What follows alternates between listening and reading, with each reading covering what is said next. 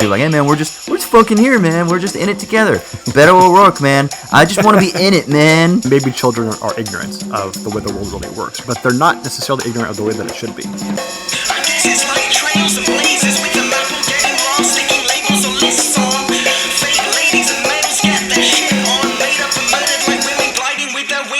Hey, what is going down, everybody? Welcome to Owls at Dawn. We are just two dudes from Southern California who studied philosophy, politics, and religion around the world and decided to start a podcast where we bullshit with impunity.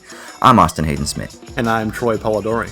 And this week we are going to be delving into an article. For people who out there who might not be interested in the stone, Troy, can you tell people what the stone is? You're referring to the New York Times section and not the definite description of some random object in the universe?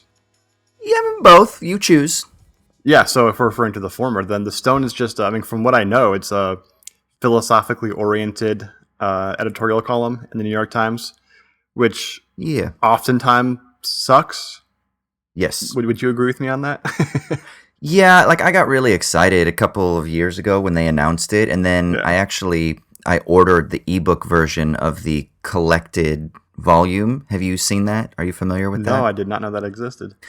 Yeah, because I was doing when I went back to California when I was living abroad for short periods of time, I would drive Uber, Lyft, and when I was driving around, I was like, oh, I want stuff to listen to, and so I was like, I'm gonna listen to this edited volume of contemporary issues on philosophy. I was like, that'll be cutting edge and exciting and interesting, and it was really just kind of stale and kind of boring and kind of really conservative. And I don't mean conservative politically, but I just mean more intellectually conservative stuff. And I was like, it wasn't that great. 30% of the stuff was really good, and then the other 70% I was like, all right, I guess I'll wade through this as much as possible. But still, I think it's great that at least there's weekly or daily or however frequent it is, opinion pieces that are being written in a popular news publication. That's good.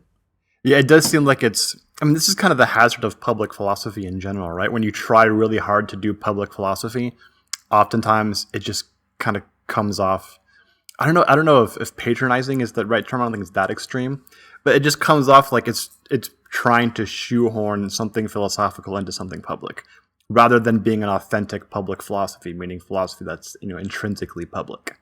I mean, maybe part of the reason is that this is one of the problems of certain elements of academic philosophy, is that I think a lot of it tries to do that. It's like trying to force itself into the public conversation rather than being an authentic expression that is issuing from concerns or anxieties that exist within the material sphere. And then it's trying to then brand itself as being super important and relevant, even though you're kind of I mean, it's a little try hard. And maybe that's kind of what I'm sensing when I'm identifying it as a little conservative. Yeah, and then the results kind of come out typically as you said, conservative, and I take that as meaning something like really just kind of rehashing particular points that already exist in the cultural discourse, which means it's not really doing the philosophical job of challenging or problematizing or the Socratic method, right, of creating aporia, the confusion that then results eventually, hopefully, in wisdom. And so when you don't do that, it just comes off as half-baked kind of, sociology or something like that. Yeah, and it bums me out because, I read a lot about French publications like Le Thème Moderne that was this cutting edge, on the cusp of things that are going on politically and artistically and philosophically, and you've got all these amazing figures in the history of philosophy that are contributing. And then in the American version, you have these amazing figures in the contemporary landscape of philosophy in the English-speaking world, and it's it just doesn't have that same buzz to it, and it kind of bums me out. I mean, I'm sure there are multiple factors as to why it doesn't have that buzz, but it just maybe I've set the benchmark has been set by publications like Le Thème Moderne, and it doesn't live up to that. So maybe that's why I'm ultimately a little dissatisfied with it. But why are we bitching about this? This isn't my shitty minute. What the fuck, man? You were yourself, not me. I know. But anyway, we're gonna talk about an article that maybe does actually give us some interesting stuff to think through that kind of bucks that trend a little bit, by Martin Hagland about mortality. What's the title of the article? Why Mortality Makes Us Free. Interesting. And it's basically a summary from his newest book that recently just came out. So we'll delve into some of the stuff that he talks about in that in our main segment. Yeah, and that book's called Afterlife by Ricky Gervais, I think, right? Oh, no, right? I'm confusing that with something else. Sorry. Have you watched that? No, and I will not. Don't mean to get on my high horse here, but no, I will not. No, and you shouldn't either. Why? Were you hoping of putting it on your queue? No, it just keeps popping up when I put my thing on. Like, Netflix is really pushing it hard on me. Yeah, they know you from your previous watches that's something you're totally into. I don't know really want to how. know how. You really want to know how hard life is for a rich, successful white atheist. You know what? I just changed my shitty minute. I got it. I'm ready. Before we get to that, though, dude, we got a few programming notes we got to take care of. Oh, okay. What do we got to do? So you know, and listeners out there, you know as well, that if you leave us a 5-star review on iTunes and you ask a question in your review, as long as the question is something that's brief and we can answer in a 1 or 2 minute span, we will do so and read your review on the air. So we have a new review from iTunes from Trey from Louisiana. I do have an affinity for people named Trey who are from the South. And Trey writes, recent philosophy grad here and new regular listener. I especially appreciated your metamodernism episode some time back, so shout out to you, Austin. That's how I found y'all, he says. Any chance of trying to grab some more folks from that vein? So I guess that's a question for you, since I don't even know who that would entail. And then also, I can't stress enough how crucial it is to have thoughtful people, perhaps even cussing with impunity, that's definitely us, reacting to this political moment. It's so hard to get a considered, long-arching approach to current affairs, and you guys are uniquely positioned there. Any podcasts you guys have been getting into lately? So about 2 questions there. One, who are some other people in this metamodernism vein that you would find worthy of following? Do you have anybody in mind there? Well, so I was in conversation with a guy named Luke Turner. Are you familiar with Luke? No, I'm not. So Luke is part of Shia LaBeouf's art collective. It's Shia, Luke, and then I think her name is Nastia, is the third person that's a part of their group. He's an artist from London and stuff, and he is one of the co-authors of the Metamodern Manifesto. And we were in contact over Twitter for a bit, and he was interested in coming on and podcasting, but he recently unfollowed me, and I don't know if it's because of support for certain political positions that he's been very outspoken against, but I have a feeling there's been a certain shitstorm that has been going on online, and it has implicated somebody, or let's say it has, I would say, wrongly accused somebody that I am relatively close with, and I kind of acted in defense, very subtly, but still acted in defense of this person, and then Luke has been critical, not of this person, but of some people within this person's circle, and then there was an open letter written about this person that she got dragged into, and Luke was then very sort of aggressively in opposition to not this person per se, but to apparently some of this. I'm being so vague that it's probably making this like unclear. Anyway, Luke Turner was hopefully going to come on, and he's recently unfollowed me, so I can't DM him anymore. So I literally was just going to do that just the other day, and it had nothing to do with any of this fallout or anything like that. Like I didn't want to like engage in this online shitstorm. That's not the way I try to comport myself online. I prefer to talk to people individually. And so if we did have a disagreement, I was going to talk to him. But he unfollowed me, and so now I can't invite him. So if you guys know Luke Turner, tell him that he should come on our podcast. Because even if we do have disagreements at other elements in like the political world, when it comes to this philosophical mood or orientation, as like Seth Abramson kind of referred to it, it is something that I would still like to talk with him about, because he did, like I say, draft that originally. And he's done a lot of work, especially in the art world, on kind of like what might be termed metamodern type of art. So hit him up, harass him, tell him to be like, dude, go on Owls at Dawn because they're cool guys and they want to talk with you about metamodernism and shit. But that was the only person. Other than that, I haven't been in touch with anybody, but he was the guy that was on my radar. And I literally was hoping to have him on there in the next month or two. So that was the only thing. So Trey, use the power of the internet and tell Luke that we love him still and he should come on the cast. If you denote Luke Turner as an artist from London, do you denote Shia LaBeouf with artist from Tahunga? He is from Tahunga, isn't he? For listeners who don't know, Tahunga is kind of a POS little suburb in Southern California, and it's where I'm from, and also where Shia LaBeouf's from.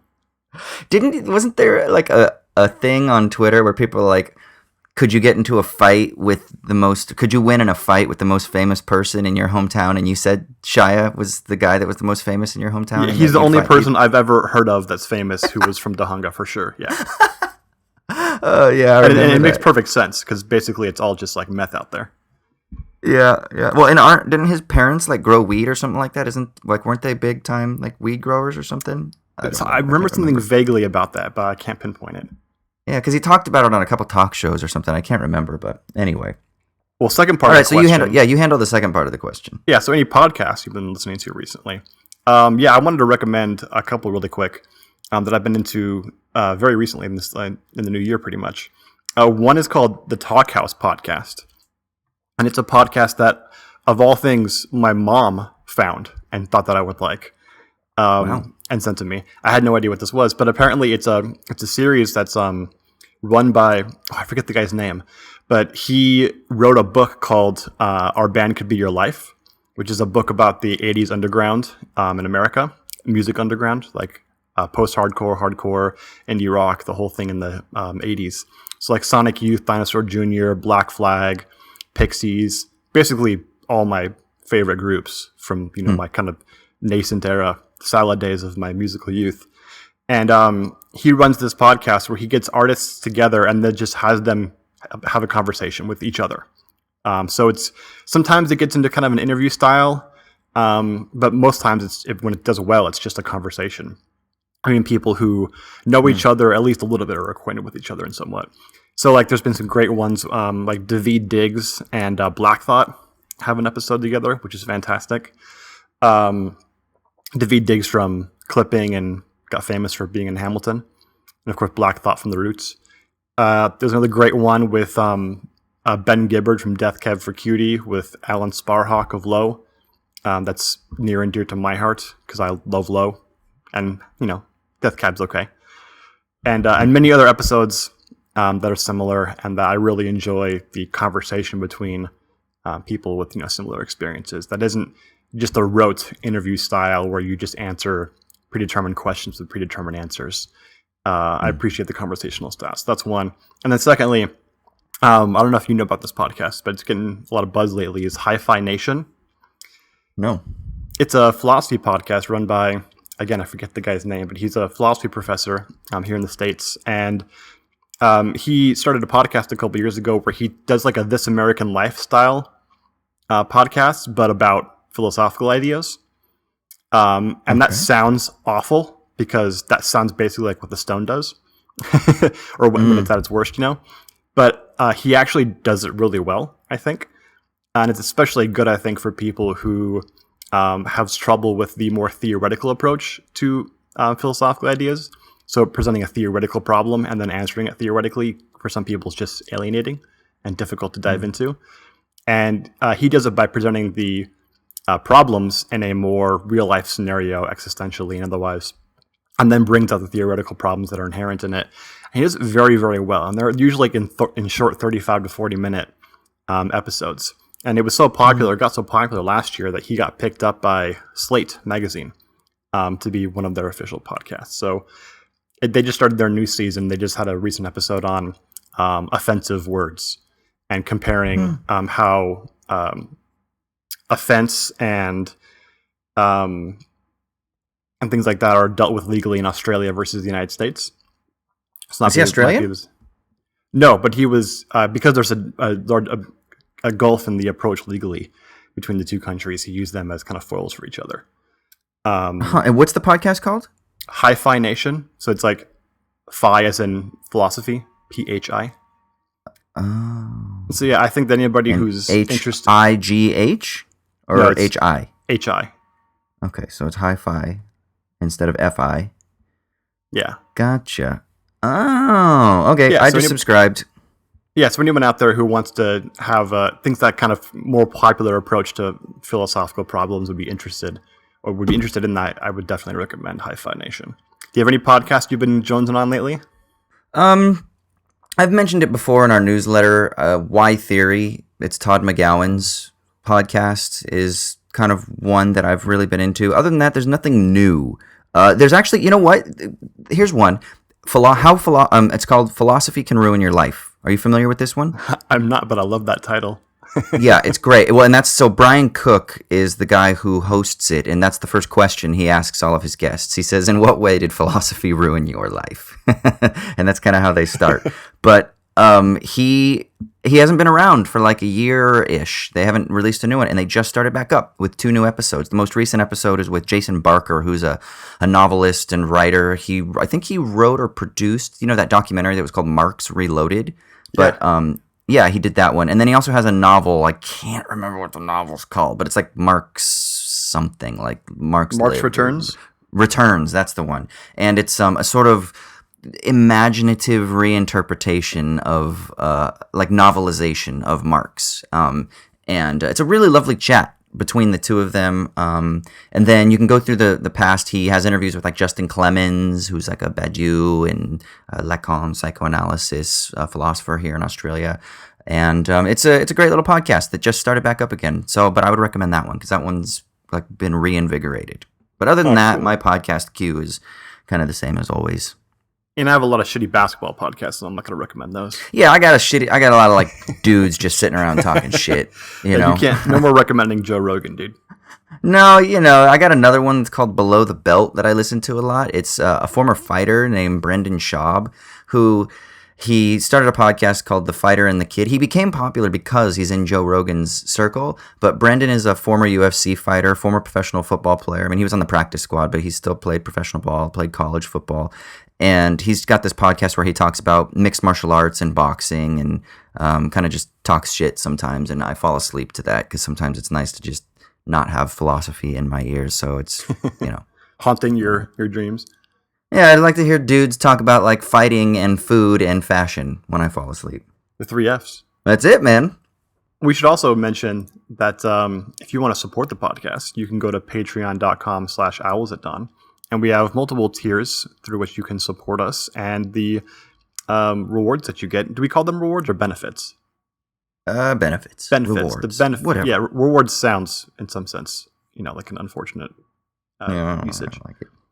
The benefits you get from supporting us on Patreon are things like the newsletter, which we're going to be releasing very, very soon. Mm-hmm. Maybe released by the time this episode comes out. It will be. Indeed. And also bonus episodes, of which we will also have something very soon.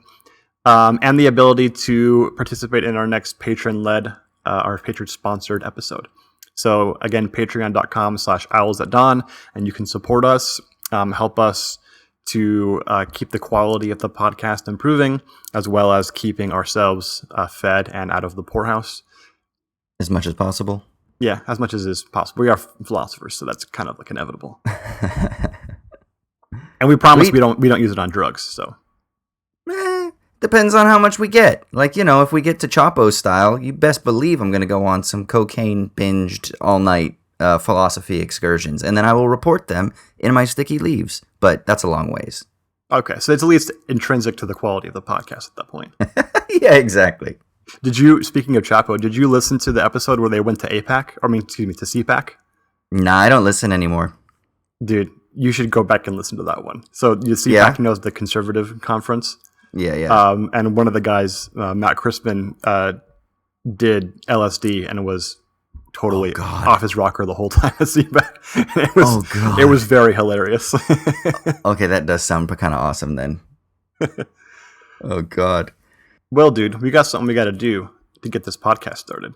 All right, I'm ready. What do we got to do? We got to do the shitty minute.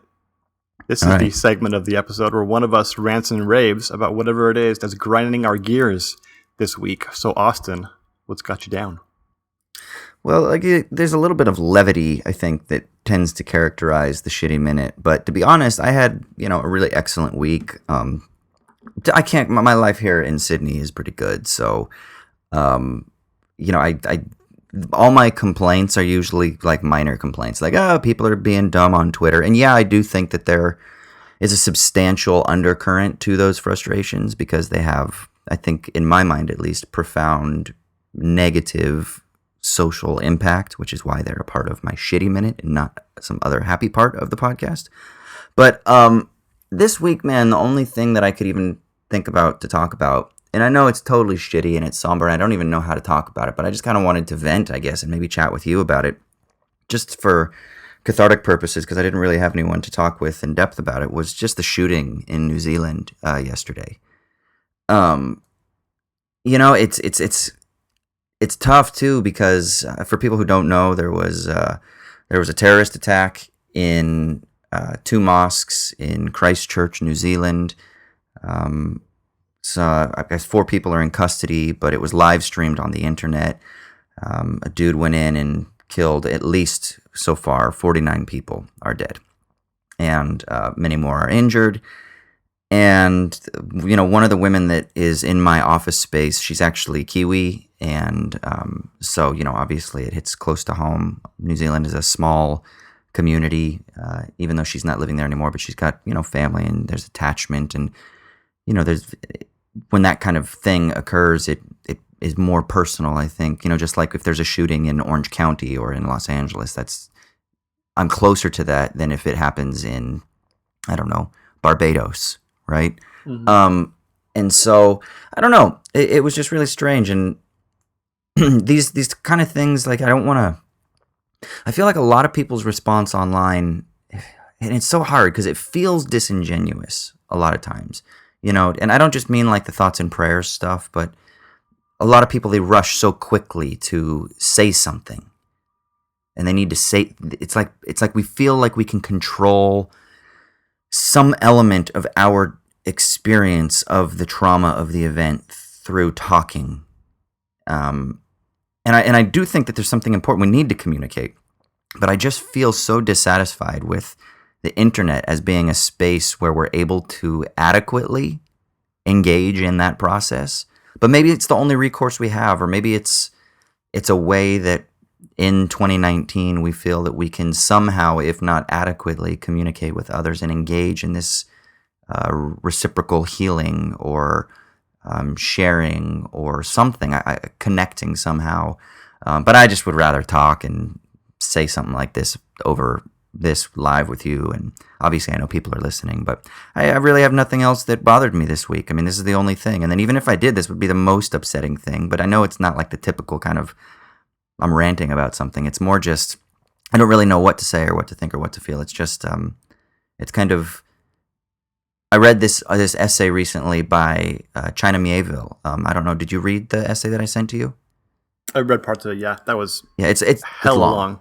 It's very long. It's very long, but I love it. It's I don't remember what it's exactly called, but it's about like apophatic Marxism, and the idea of apophatic is the kind of the beyond the words, the via negativa, that which can't be said. But anyway, at one point in the essay, he talks about how that there are these unspeakable horrors that occur, and that's precisely what this is. This is just something unspeakable. It is beyond the limits that language impose upon us. But I don't really know what to say or what to think.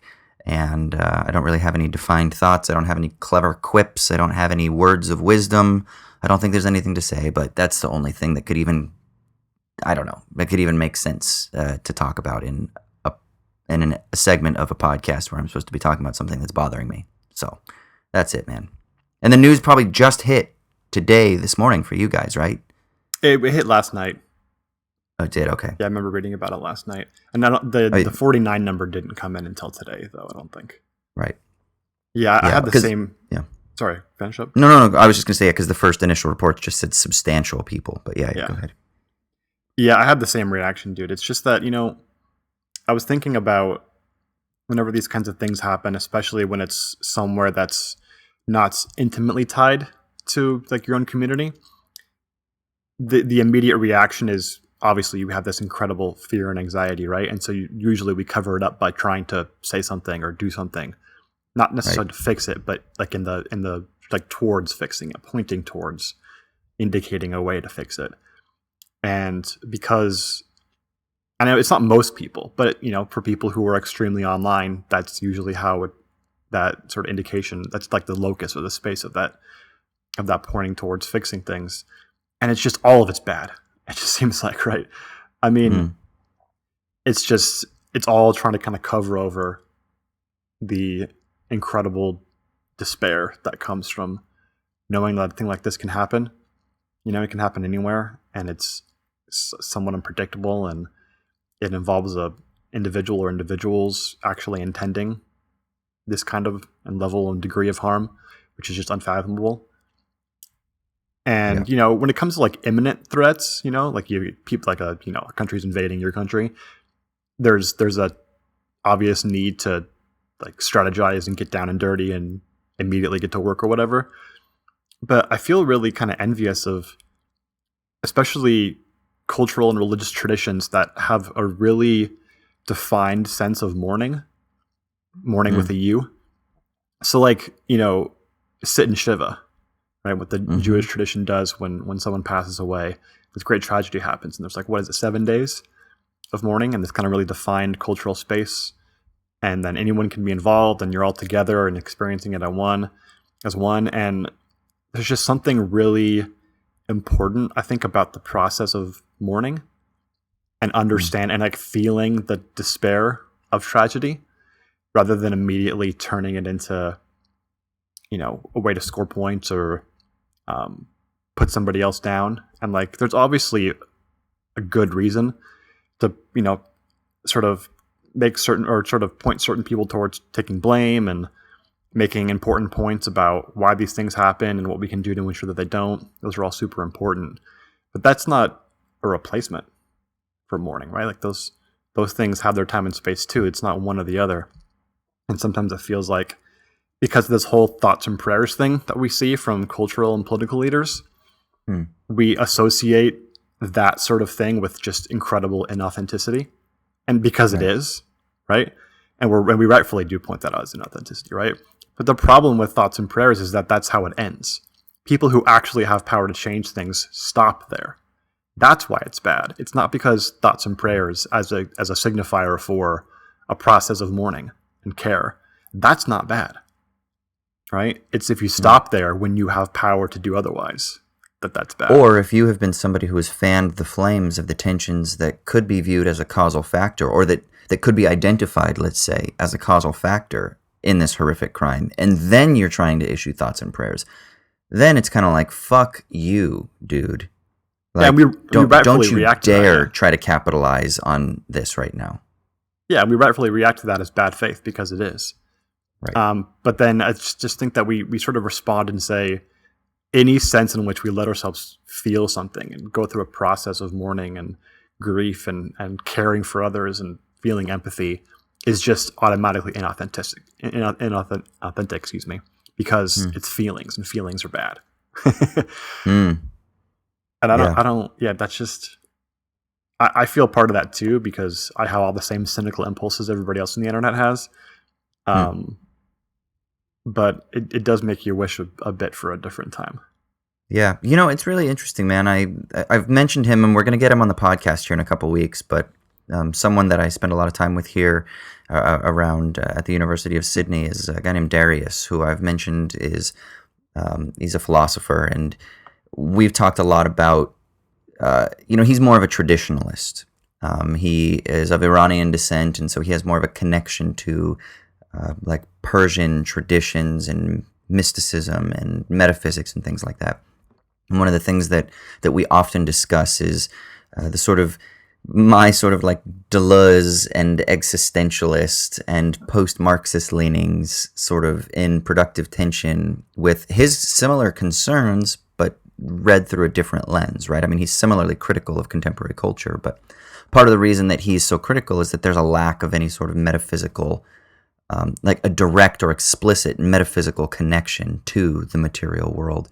And part of me wonders if if he doesn't have some sort of if there isn't something accurate about what he's saying precisely that is revealed in these instances, that because we don't have recourse to that tradition, to the community, to the family, to the metaphysics, like you were talking about with the Jewish practice of mourning, that connects us to something more than, for us, if we are just viewing humans as bodies, and we're going to get into this in the main segment, but if life is just survival, and if we're just trying to make the most of our finite time here, if we're going to be these crude naturalists, what does that mean when it comes to how it is that we ought to respond to trauma? And I can't help but wonder if what we're seeing with these sort of inauthentic and what we might consider like crude or reductive expressions, if it's precisely the outworking of a world that is operating according to a logic of technology, or an instrumental logic, or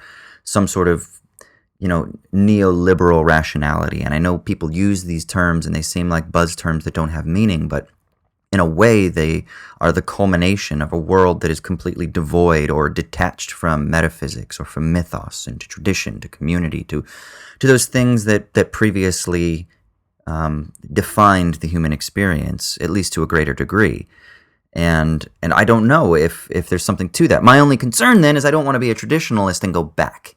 I still have that modern inclination towards looking forward, even if I think that the notion of forward-looking temporality also has inherent problems as well. But you know what I mean? It's that tension of trying to figure out, like, there's something missing, but I don't know that we even have the tools that are culturally available to us to respond in a way that would allow for healing in a better way than what is on offer, precisely because of certain metaphysical or lack of metaphysical attachments that define our contemporary world. Yeah, I think you're exactly right. And it's profoundly alienating to know that the response to this tragedy is in no ways good, and that we probably just completely lack the cultural tools to have a good response. Right? It's not a thing a single person can do. Groups of people have to do it together, and I'm sure there are some groups who do these things much better than others. I'm sure that there's Muslim groups in New Zealand who are rallying around each other, and that's fantastic, and I love that. And I just don't know that we can emulate that very effectively. We just don't seem to have the means right now. But I guess that's the one thing you can hope for is, well, it exists, and maybe we can try and find ways to build the means to that by destroying the internet. Yes. Someone tweeted something out yesterday that I loved. He said, can we just print out Wikipedia and then just destroy the rest of the internet? I mean, so you found my ghost account, I guess. That's what you're saying. Oh, jeez. I was like, that is so brilliant. Oh, God. So yeah, that's the shitty minute. I mean, I don't know what else to say. There are horrors that are unspeakable, and that's all I can say.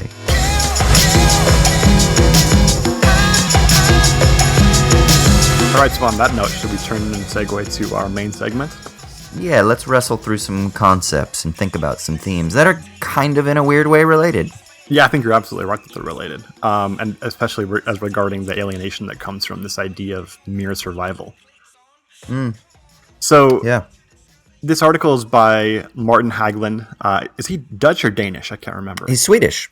Swedish, okay. And the article... Northern European. It's all the same. Fucking socialist commies. No, I don't know. The article is called Why Mortality Makes Us Free. And my experience with Haglund, you might have more experience than I do, is reading his interpretation of Derrida in that book, Radical Atheism, which I think for me probably is the most clear exposition of Derrida I've ever read, for someone who's never really read that much, to be fair. Interesting. I haven't read it, but it's on my list because I've been really interested in the concept of time lately, and he does a sort of deconstruction of time. So he's got a couple of books, actually, before this one, that kind of set the groundwork for this one, I think. Yeah, so he's definitely got a certain theme he's building for himself through Derrida and others. And so, what's the new book about? I've heard about it, but not very much. Do you know? No, I don't. I mean, I know it's about a sort of like reimagining of spiritual life, but from within a radical atheist perspective. In my mind, so I saw some buzz about it when it came out on Twitter, and I thought it was like a response. It almost felt like a direct response to like Alain de Botton and all those popular philosopher dudes that are trying to talk about like the usefulness and the value of religion and shit like that, but it's like weird new age pop psychology shit. I felt like that's what his book was kind of doing, but in a very substantive and properly philosophical sense, rather than trying to just be on the New York Times bestsellers list, you know?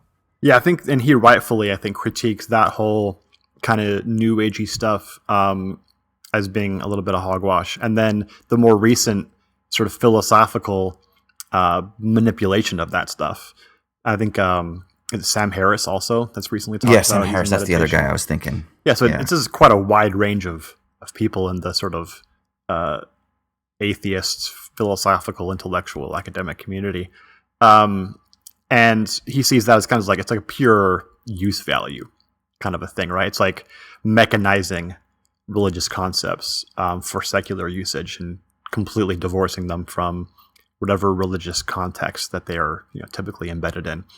And I think and do you not also just sense like a profound disdain that Sam Harris has towards religion? So it's really hard for me to even listen even if he's trying to say, hey, there are some benefits to meditative practice.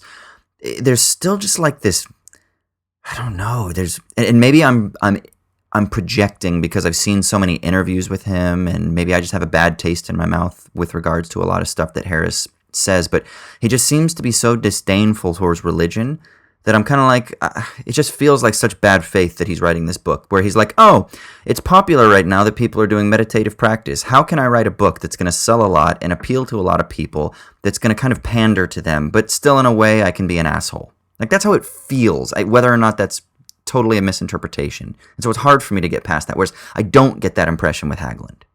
Yeah, I mean, I think certainly I get that feeling from Harris. Although I think, to be fair, this is a pretty common trope in that sort of like free speech atheist community, right? Which is to sort of secularize everything. And so the assumption that you can easily remove profitable religious concepts, non-secular concepts at least, and then import them into secularism, like as if you just, removed a piece of machinery and put it into another piece of machinery, right? And it just fits perfectly, right? It's like out of a round hole back into another round hole, which I think is profoundly sort of uncritical in terms of, or unanalytical, especially in thinking. It's sort of like saying you eat halal because it's like tasty, which like that's fine, but that's not saying much.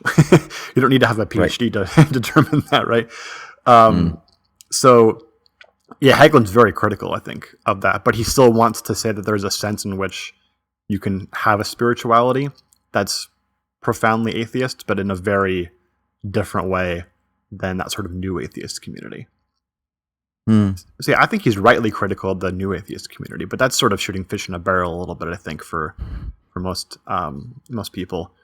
The point he tries to really get to here is that, how can you enact a kind of spirituality while being sort of a radical materialist or a radical atheist of some sort. Right. So yeah, that's his thesis here.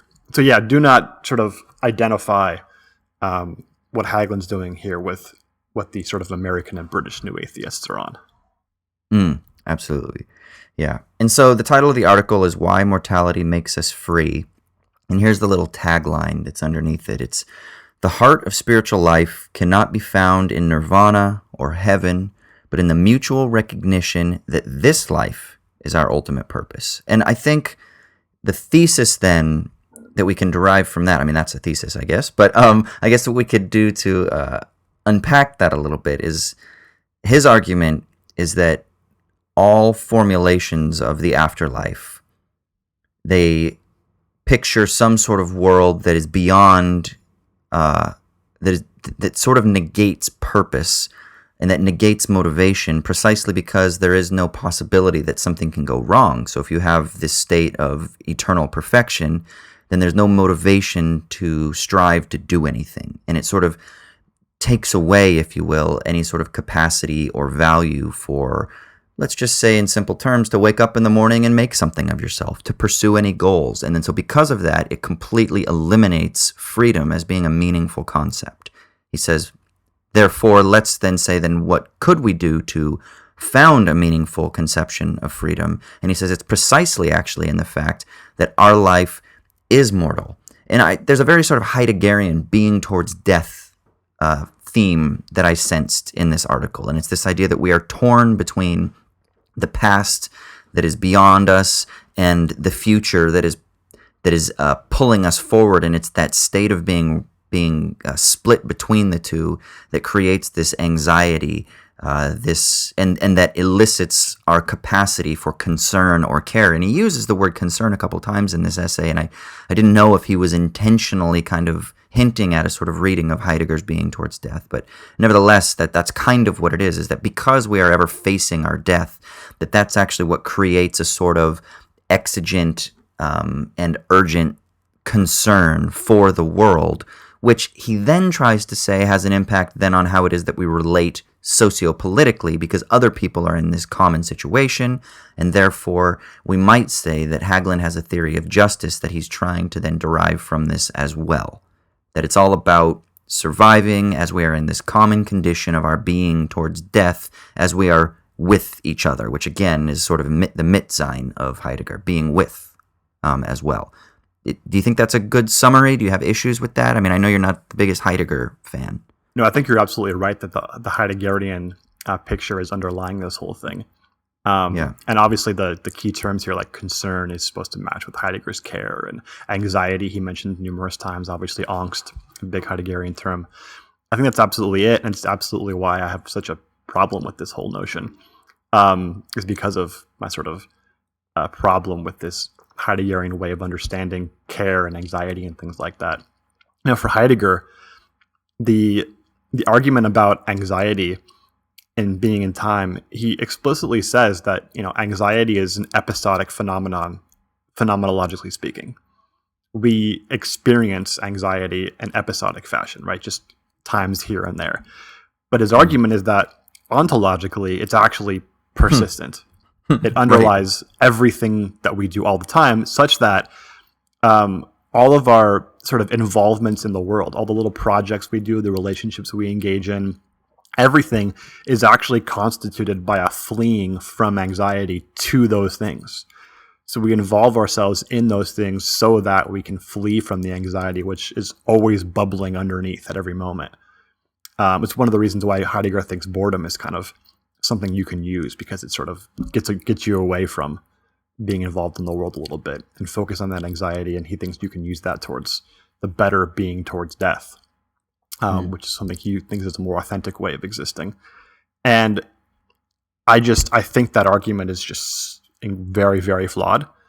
And I think that it leads to these notions of justice that I find very unsatisfactory, and really unbelievable or incredible in the negative sense. But before we get to that, I think we can sort of talk a little bit more about this anxiety and care stuff. Yeah. Real quick, I just wanted to say too, I think that to take this away from the theoretical, everybody likes to say, not everybody, a lot of people like to say, I'm trying not to be hyperbolic, a lot of people like to say, it's just so common, I've said it, the phrase, we're in it together, right?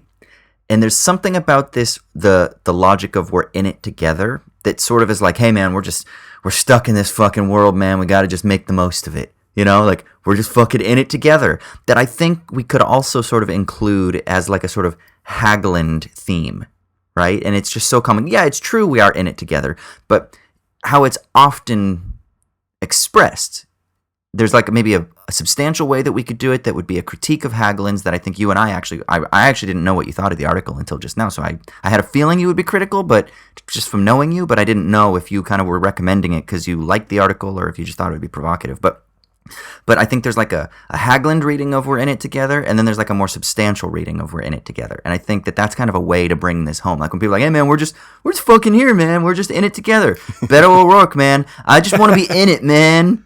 Isn't that what he said? Yeah, I don't think we should identify Hagelin's notion of equality with Beto O'Rourke's like obvious kind of bad faith centrist. I don't know what policy is stance.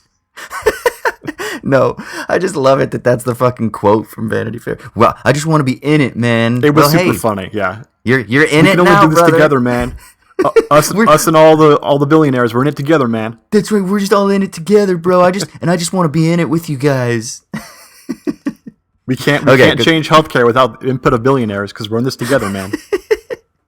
Oh, Jesus. All right. So you wanted to go through his argument a little bit more?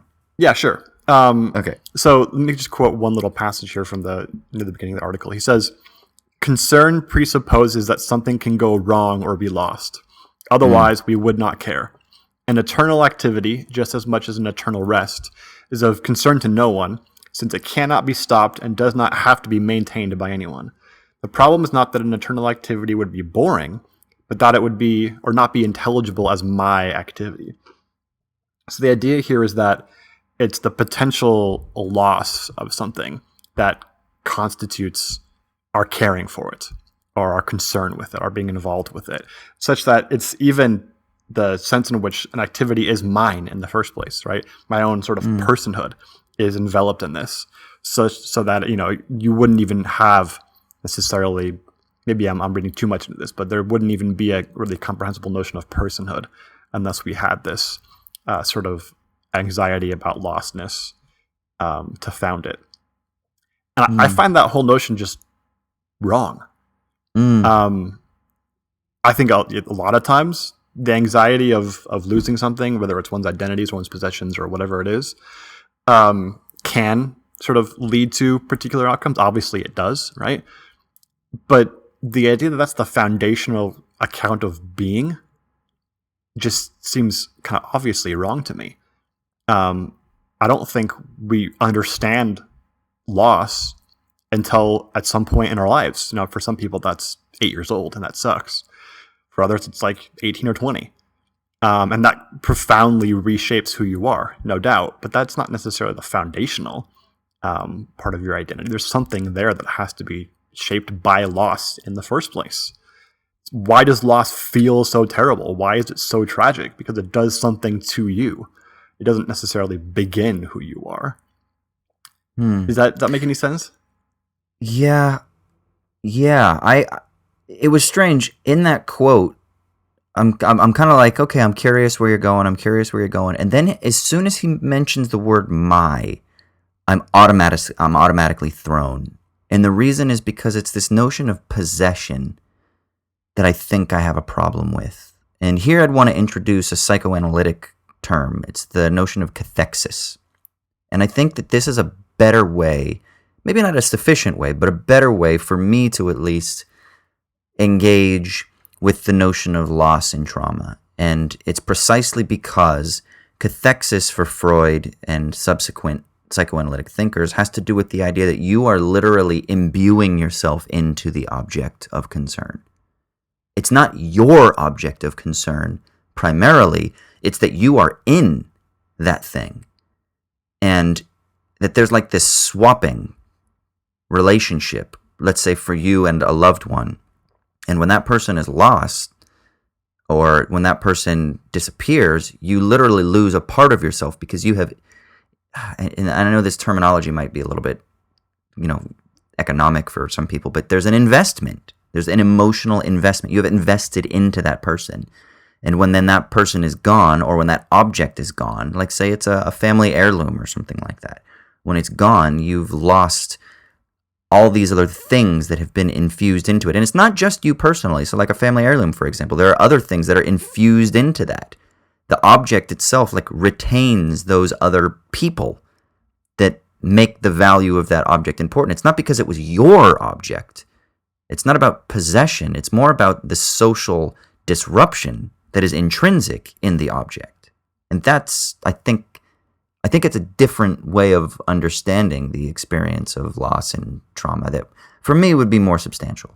Yeah, I think the most important point of that, and you talk about disruption as a kind of key idea there, anxiety and the sort of events that cause it are disruptions to life, right? Right. And it's important to consider, why are they disruptive, right? That means they sort of set you off of something that you're already on, like some path or quest or journey or whatever it is, right? Or maybe it's just your own sense of self and your identity involved with all the projects and objects and people that are involved in your world. And that's disruptive and bad because it takes you off of those things, right? It doesn't constitute those things, although it does kind of reshape them, and you have to deal with it in such a way that it sort of reconstitutes those things. And that may seem like a really kind of theoretical qualm to have, right? But I think it actually has some cash value, because the ultimate, point for Heidegger is that this anxiety, this angst that undergirds all of our care in the world, all the things that we are involved with in the world, if that makes all those things inauthentic, because we're just fleeing from angst the whole time, right? So Heidegger wants us to, in some sense, I mean, it's different interpretations and it's pretty vague exactly what he's getting at with being towards death, right? But some sense of like reappropriating the angst itself so you can authentically make choices. And there's this kind of hope, I think especially with the kind of post-Heideggerian thinkers, that we could sort of reformulate an authentic existence with each other, having that being towards death and that anxiety like sitting on our shoulder the whole time, right? Never sort of looking away from it or fleeing from it. And that just seems to me kind of hopeless. Not in the sense of like you're giving up on some sort of extraterrestrial hope, because I think that they want to do that, right? But hopeless in the sense of it's just not going to work. I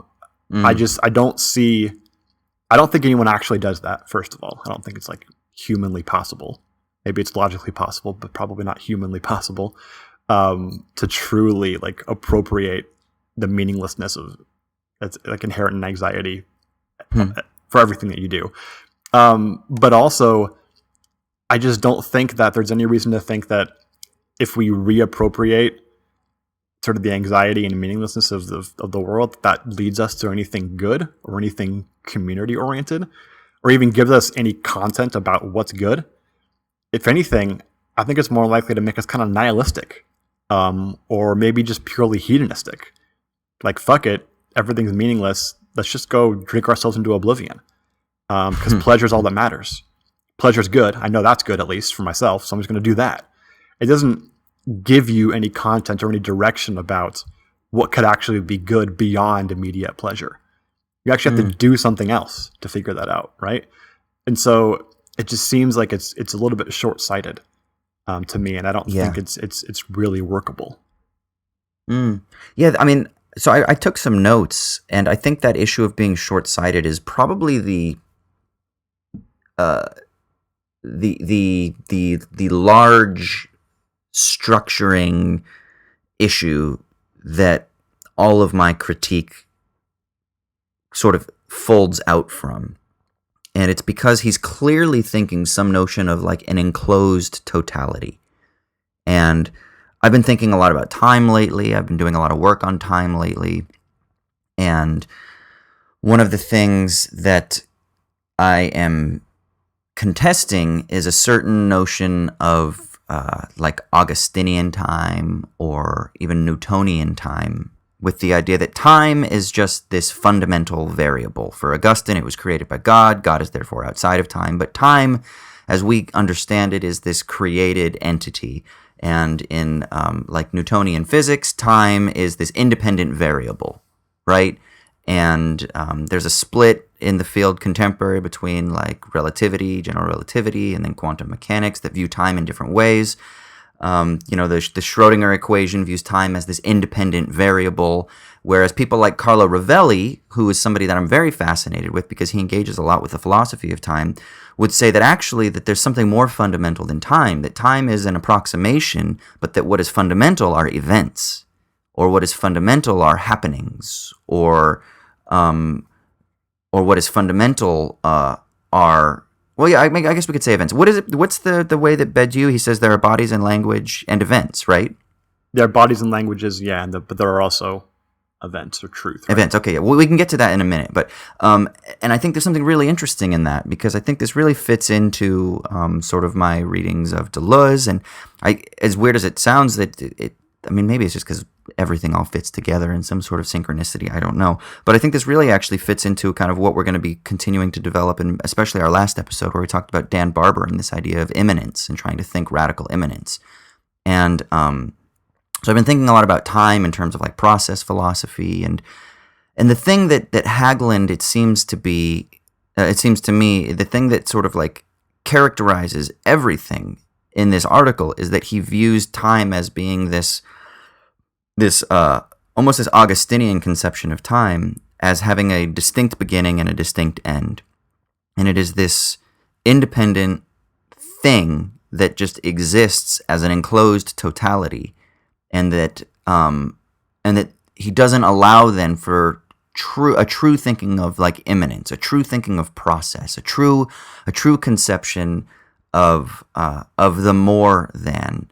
And I think that from like a sort of like grander macro sense, like that was like the primary sense that I got from this, and I would rather think in a different way. I would rather think of he talks about like finitude and eternity and stuff like that, but I'd rather think of these concepts in a way that would be a bit more productive. Does that make any sense of kind of like what I'm getting at? I know it's still I'm not being entirely clear, but yeah, and I think that it's hard to think about this with clarity because it's getting to these really foundational notions of how concepts play with the world, right? Mm-hmm. And that's where it's like metaphor abounds, right? But I think this is a good place to start talking about the justice issue, because you're kind of hinting at how that cashes out politically, right? At the end of the article, he says, the task is to transform our social conditions in such a way that we can let go of the promise of salvation and recognize that everything depends on what we do with our finite time together. The heart of spiritual life is not the empty tranquility of eternal peace, but the mutual recognition of our fragility and our freedom. And I get there that there's this really stark binary, right? Like either we have an empty tranquility of eternal peace, which is like the really reductive notion of like Protestant heaven, right? Which is, I mean, do you remember like when people would talk about, or did you ever read that book called Heaven? That everyone, by Randy Alcorn? I can't believe you remember that name.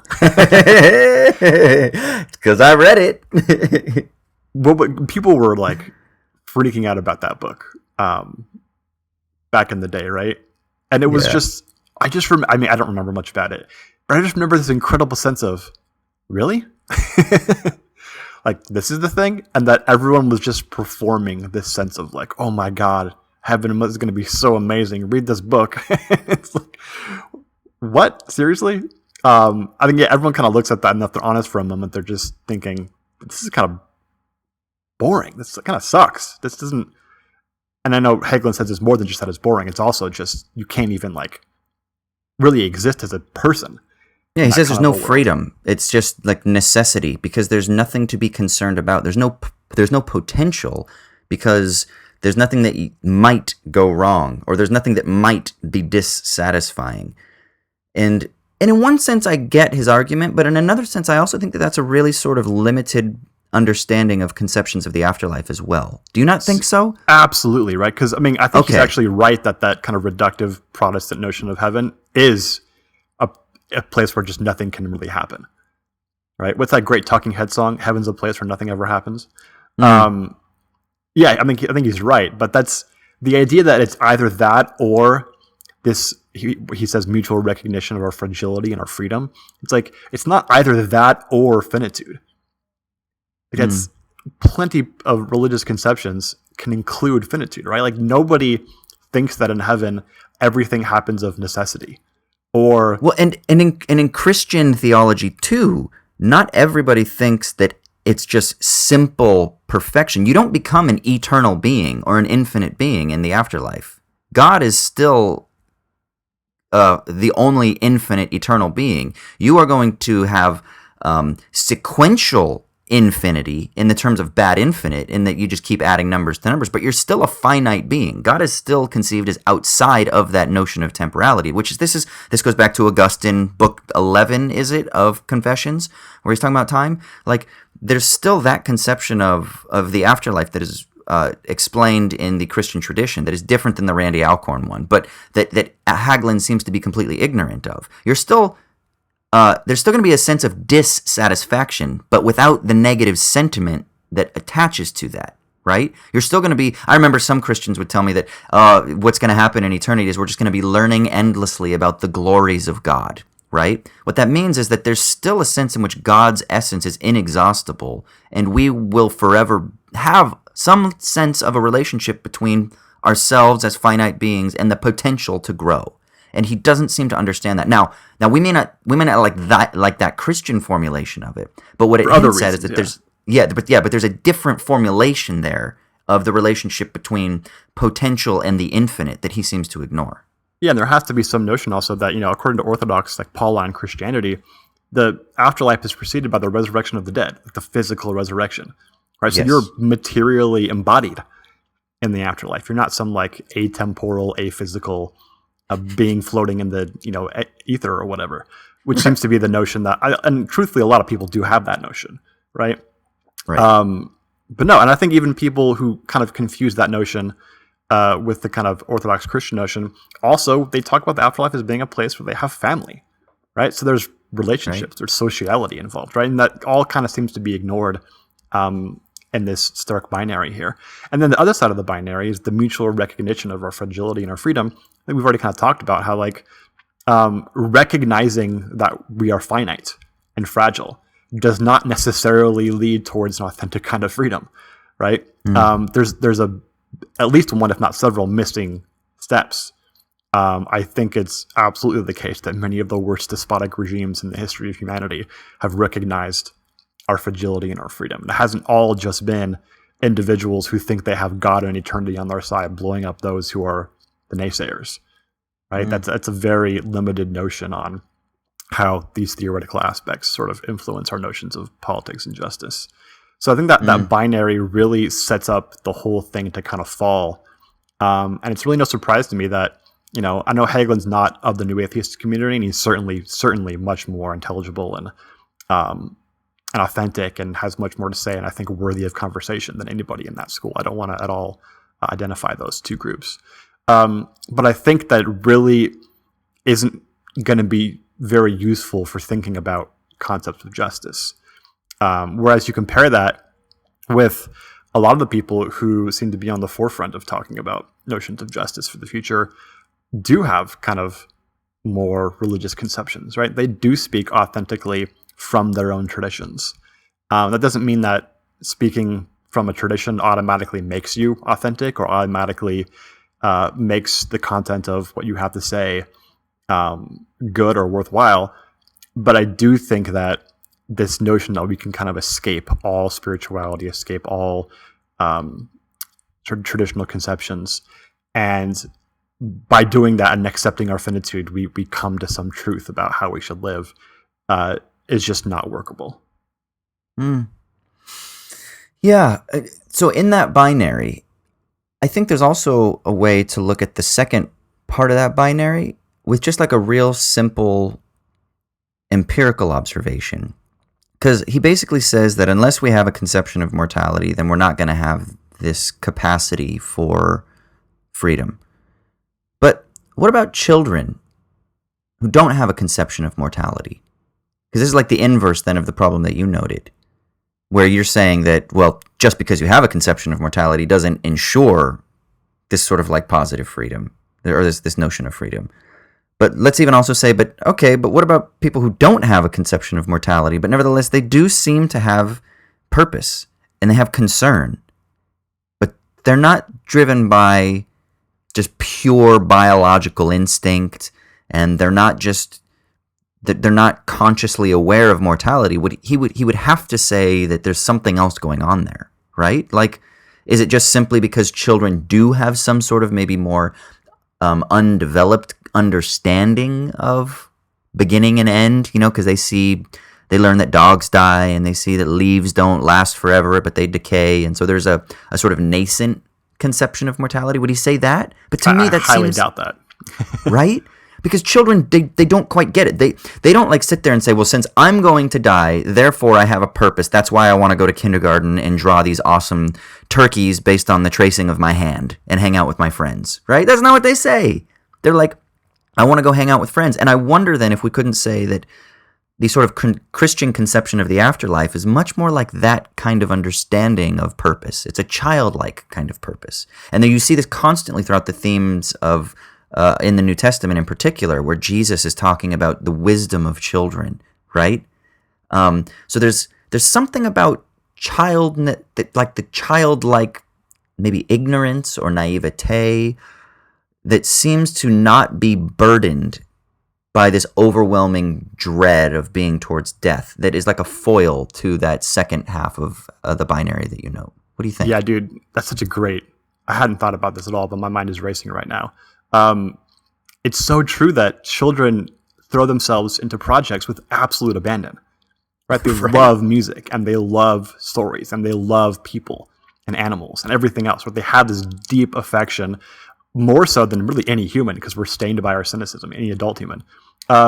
So they have that, right? And it's clearly not a fleeing from this anxiety, right? And that's precisely why we find it to be pure, right? Because it's not stained with that anxiety that comes later when you realize about loss and death and everything, right? But children absolutely still understand finitude.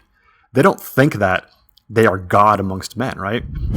They may sometimes think the world revolves around them and not understand that it doesn't, but they understand limits.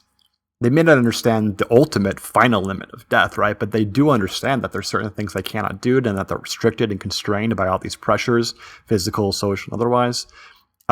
They get all that stuff, right? So you can have a notion of finitude that's combined with this kind of more authentic, I don't want to say natural, but natural in the sense of non-artificial sense of care, right? And you can have that and build off of that. And I think you're absolutely right. That's an important point to make. And I also want to say, the moral psychology research has found that children from 2 and 3 years old form categorical imperatives as far as I think we talked about this before in the podcast. They form notions of sort of what it is a duty to do morally, regardless of context or regardless if anyone's watching you or if you're going to get in trouble or any of those things, right?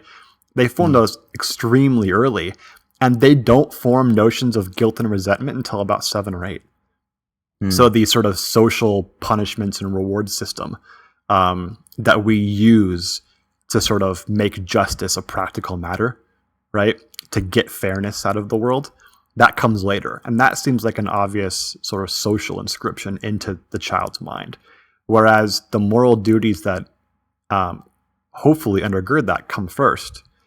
And I think that's an important idea to make here, because a lot of the sort of critical, atheist, skeptical community seems to kind of assume that those are the same thing, right? That the things you're supposed to do, the things you ought to do, the normative conceptions are all exhausted by these guilt and resentment constraints that society puts on us, right? It's the classic Nietzschean critique of morality.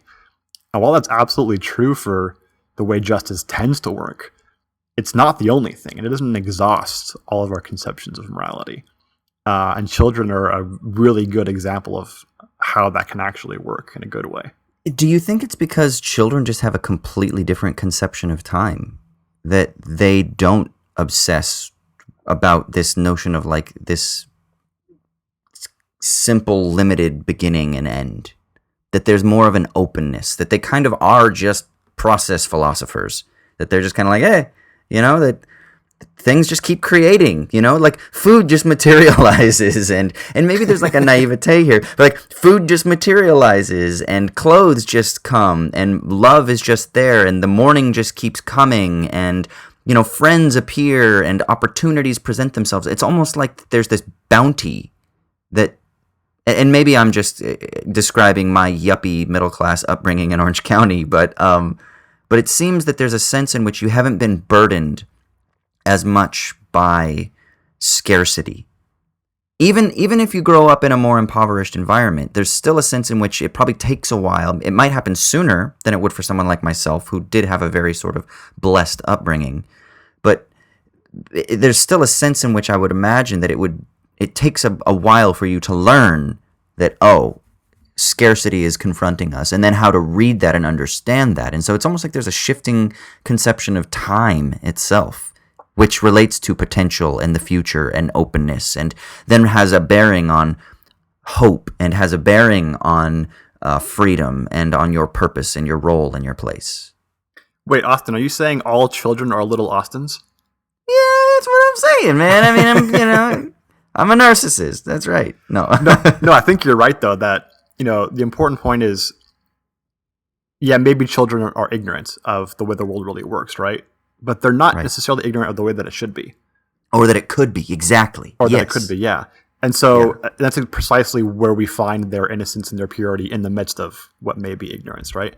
And so they can have this notion of the way things could be, which is bountiful and not have scarcity, and yes, finitude, but also worked together in such a way that it's for the good, right? And that's just the way that it is, and it's good. And you can have that, and life isn't boring. It's full of wonder. That's right? It. Yeah. And also, it's not atemporal, and there's no sense in which they don't have a mindness or a person, as Hagelin would sort of notion, right? No, they absolutely do. And it's involved in all the same projects that we love. Kids love music, and they love sports, and they love books, and they love all the things that we love as adults, right? And they engage in them differently because their minds aren't fully developed yet. But they engage in them with wonder and care, and it's not stained by anxiety and hopelessness and all this kind of stuff. So that just, I think, is kind of an obvious practical refutation of the notion that you can't have like a sense of personhood, a mindness to any of your activities or projects, unless you have this anxiety undergirding you. Yeah, children kind of are like an enacted afterlife. I'm gonna need your help here, because I have an inclination that I think I've been thinking about a lot over the past, I'd say, year. I have a feeling that I would want to redefine Hagelin's position.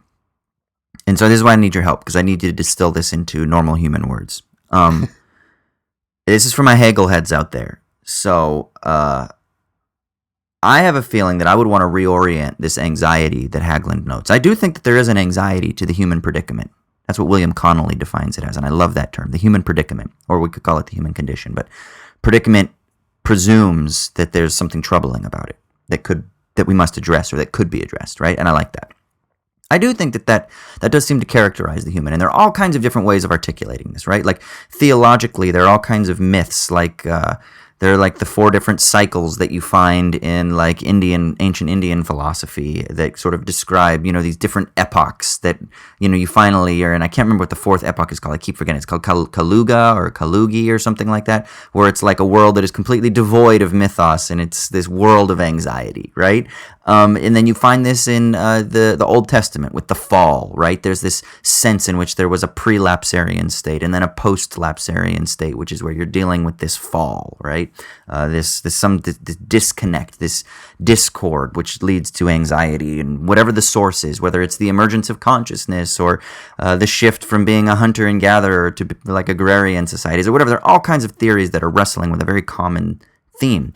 I really like a sort of like Hegelian reading on this, which is that human beings are torn not between us being finite beings and our recognition that because we are finite, that sort of like necessitates freedom in the present, but rather that the tearing or the splitting is precisely in the fact of us standing as finite beings before the infinite.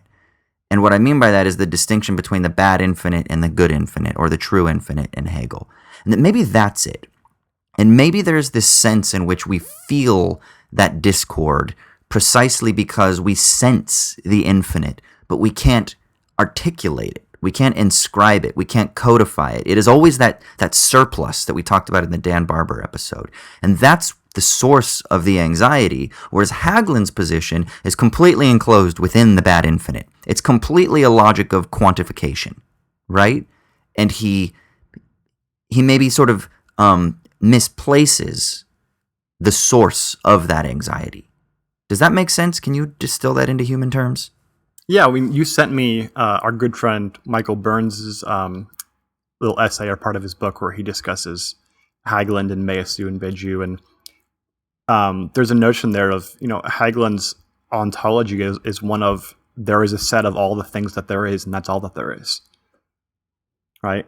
And if that's the notion of finitude, it seems to me like that's not the correct notion of finitude, and also that it calls itself finitude only in contrast to some sense of infinity that's like otherworldly or ontologically sort of completely and exhaustively separate from the realm of things that are.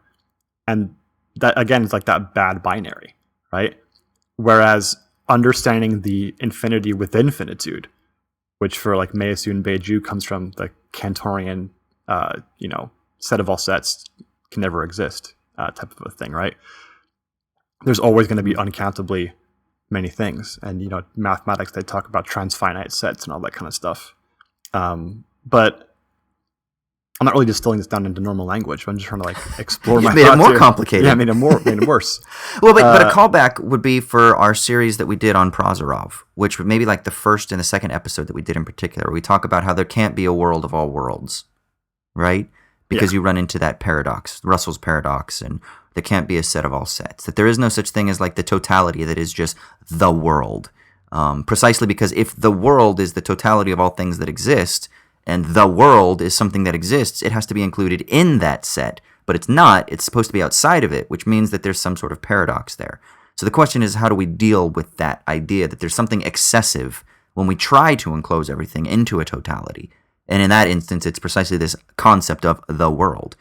And if that's the case, then that means that there's some sort of limit. There's some problem here that Hagelin doesn't account for, or maybe that he dismisses. Maybe he develops this more in his earlier works that I have not read yet. But at least in this article, it's not developed, and he seems to kind of just presume this notion of a closed totality, of that there is a world of all worlds. It's this very simple, kind of enclosed, encapsulated thing, and that time is finite because it's precisely enclosed within that thing, and we just have to reconcile ourselves with that. That is what the human condition is. We're thrown into that, and that produces the anxiety, and that produces our freedom because we can war against that, which also is a really shitty conception of freedom to me.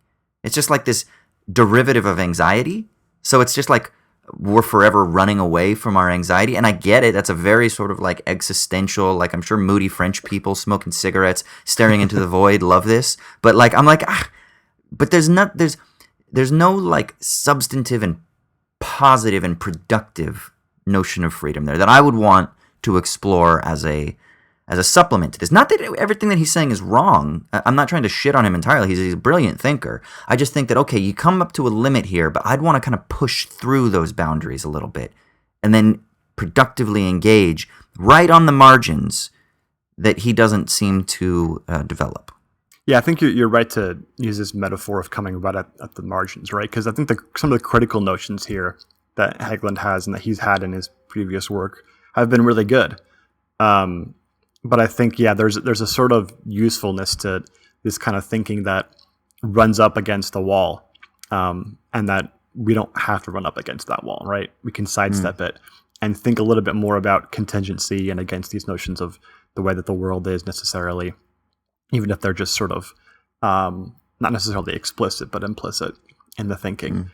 And that's implicit by virtue of this like obvious binary between like the religious conception and the atheist or materialist conception. There's more than that just available, right? I think, didn't Barber talk about something about sort of taking the world of finitude seriously by just erasing the infinity beyond, right? Just Xing it out, so to speak, right? The transcendent beyond. And that notion of finitude, or for him, immanence, doesn't actually capture the depth of innocence, right? It's like a flat sort of ontology. Not flat in the sense that like object-oriented ontologists talk about, although that probably falls under it in a different way. but flat in the sense of it sees itself only in contrast to this other thing, this other transcendence, which it denies, rather than understanding that the transcendence lies within the immanence, right? It's the depth of the things as they are, that they could be otherwise, and perhaps should be otherwise. Yeah. I mean, I think it's an excellent article. I think people should read it because this is what public philosophy like can do. It can provoke these kinds of very interesting conversations. I would say, like, to encapsulate my feeling about Hagelein's position, he says that that freedom is animated by the anxiety, and this is, quote, anxiety of being mortal. So we're animated by the anxiety of being mortal. What I'd want to suggest is that maybe it's better to formulate that as not the anxiety of being mortal, but the anxiety of being torn between finitude and infinity.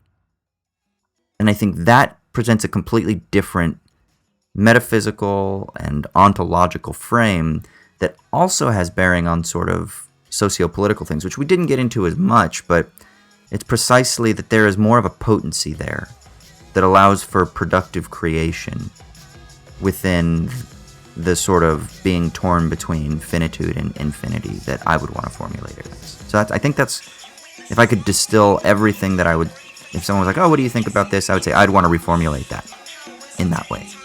I think that's really good, dude. I think we should stop there. Cool.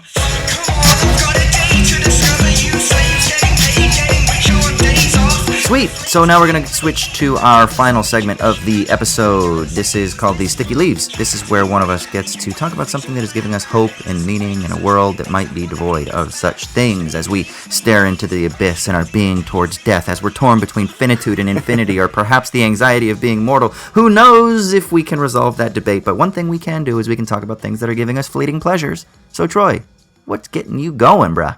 This wasn't just fleeting pleasures, man. This was like experiencing the transcendence within immanence. Oh, did you get like assumed into heaven for a moment? Apotheosis? I did. I'm the most predictable asshole in the world, dude. Is this music? Yeah, it's about music. I mean, I have two loves, right? Other than like my job and my career in philosophy, it's music and basketball sucks ass right now, so it's got to be music that's saving me. Oh, are you all discouraged because the Lakers suck now? Well, obviously. Oh, man. Because they suck and it can't possibly get better? Yeah. All right. So music. What's giving you joy in the world of music? Dude, I've been to 2 concerts since my last Sticky Leaves. And I know my last Sticky Leaves was also about a concert that I went to. But it's just been a ridiculous, like, few months of amazing shows and uplifting shows in very different ways that have profoundly affected me. And if anybody knows me, knows that I'm not profoundly affected by many things. And music is one of those few things that does it to me. And I've had this experience twice in the last week and a half.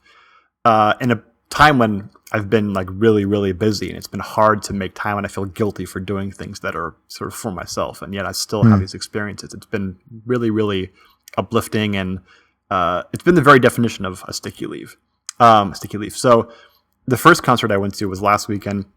I saw the band Daughters live, and they I recommended their last album on one of our newsletters previously. They are a kind of noise rock group that released a few albums in the early 2000s and then broke up for about 8 or 10 years, and then came back in 2018, released a new album called You Won't Get What You Want, and really came out with tons of buzz. Like, it was the album of the year in a number of different publications. And I absolutely love the album. It is dark and twisted and scary, terrifying. It's the kind of album that if you listen to like lying on your bed at night with the lights off and your head like over your headphones on, you're gonna frighten yourself. It's gonna unnerve you. And I think the thing I love most about it is that the lyrically and musically, the album doesn't try to scare you with very particular content. It doesn't like say, oh my God, I'm going to kill a bunch of people, or I'm going to kill myself, or everything's so horrible because this happened, or whatever, right? Instead, it has these very vague notions of like being there's the last song on the album is called Guest House, and it's basically just a guy trying to get into a house and he can't get in, and he's yelling, "Let me in, let me in." And it's this very like horror movie, context-less scene that's just pure horror because you couldn't put any sort of content into it. It's like primal almost. And the album is fantastic for that reason. And they were fantastic live because every bit of the energy and power of the album was reproduced live. And anybody who likes playing guitar and doing it in such a way that's you can like repurpose noise for emotional and effective impact, this will be like one of your favorite albums of all time. So that show was unnerving and terrifying as well, in addition to that album. And then last night, I saw one of my favorite bands for a long time, Low. They were an indie band in the early 90s. They were part of like the original slowcore movement. I don't know if you're familiar with that term at all. It's like bands post like the grunge era and post the hardcore underground era decided to play extremely slow and methodical and sort of have this kind of melancholic feel to their to the pace of their music. And Red House Painters was a big group in that movement. Codeine was, and then Low was another one that was in that group. And I first saw them actually back in college with our good friend Diana, previous guest in the podcast. And I remember I didn't know who they were, but they blew away whichever band they were opening for because I don't remember who that band was that I actually went to see. And they've always been kind of this slow, methodical, melancholic band.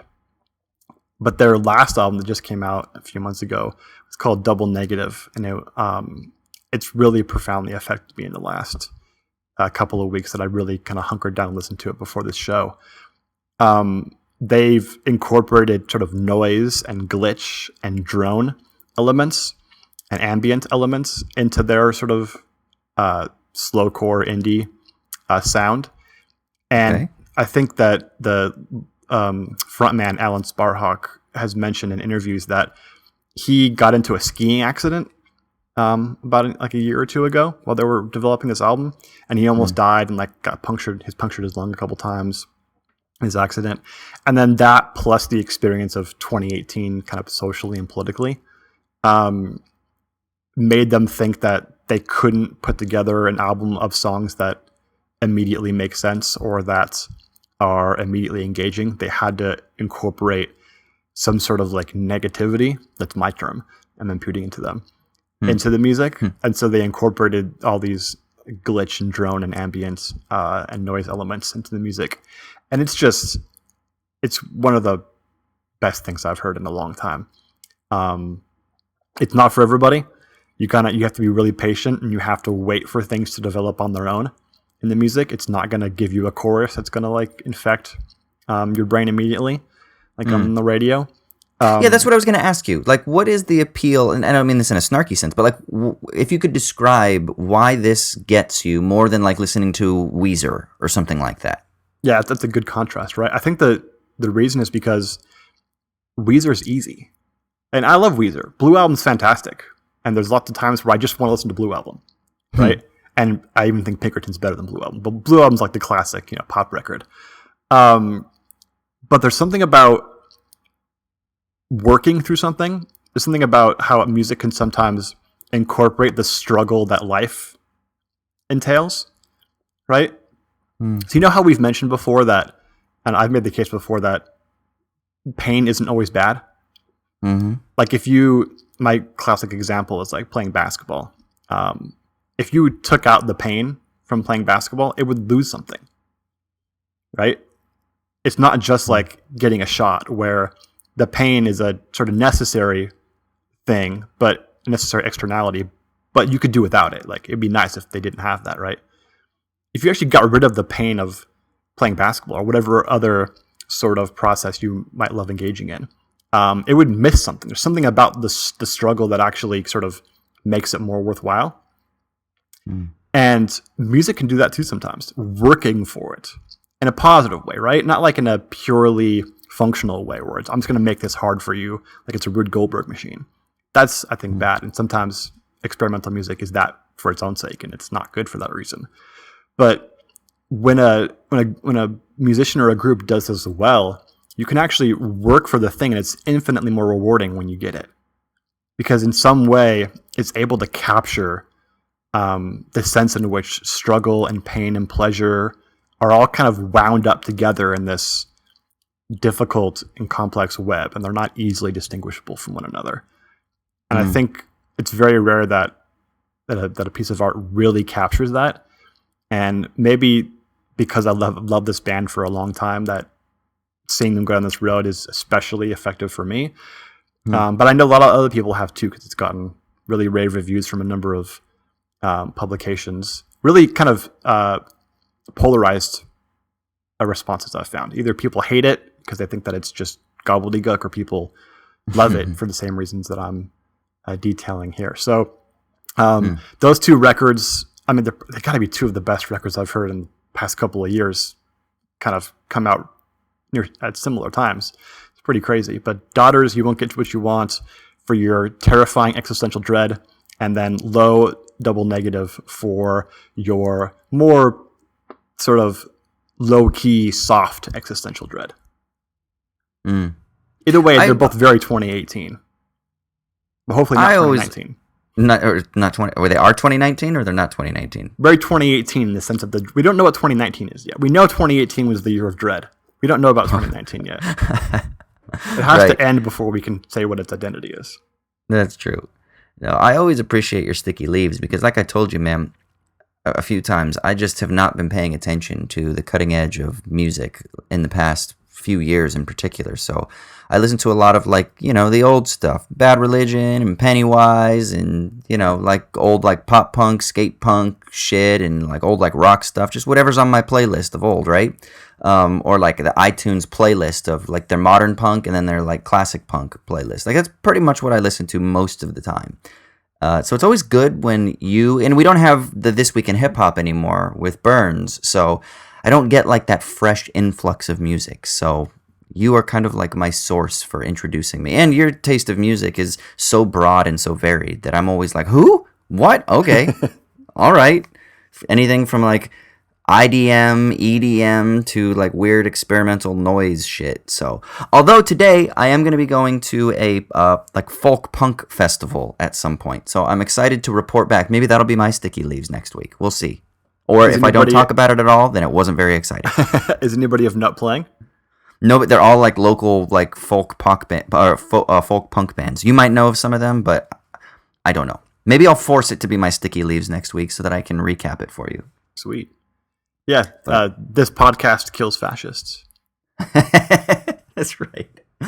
Awesome, guys. Thank you so much for tuning in for this week of Owls at Dawn. If you got anything you want to contribute, any questions you want to ask, feel free to reach out to us on Twitter, owls_at_dawn. Of course, you can hit us up on Insta at owls_at_dawn as well. You can email us, owlsatdawnpodcast@gmail.com.